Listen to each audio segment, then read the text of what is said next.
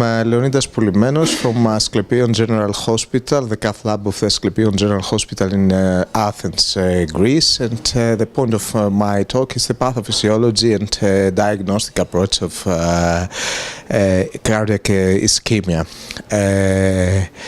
The sure thing is that it's a problem to stay. Many patients have their angina under-recognized, and even those who have been revascularized may have bouts of angina or undergo a secondary revascularization in the years to come. So we have to know very well what causes angina, and we have to know very well how to proceed with a diagnostic evaluation of these patients.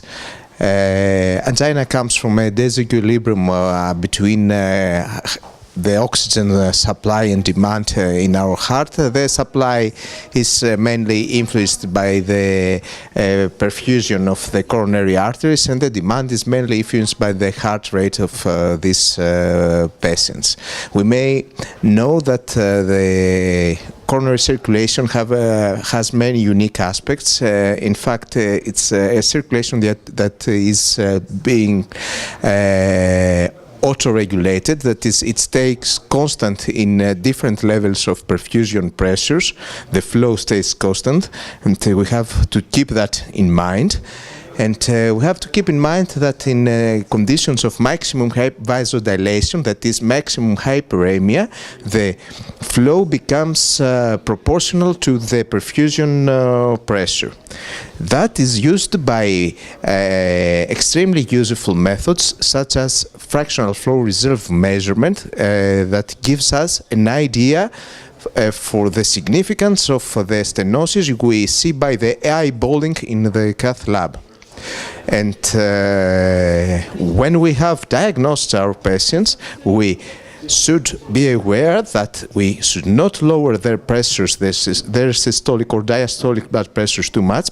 That is, the reason is that beyond a certain stenosis, the blood pressure may be even lower, and that may cause very untoward effects in their survival. And we have many data from the big hypertension trials and from the Clarify registry as well.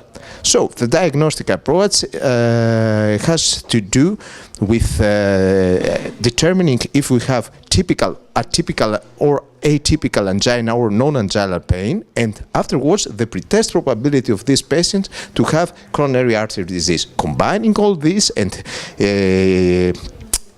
personalizing the diagnostic approach, considering if they are obese, if they had hypertension, and based on the local availability of methods and local expertise, we may offer these patients a classical exercise stress test or an imaging stress test, or even more up-to-date methods such as CT, fractional flow reserve measurements, that may be the state of the art in the years to come.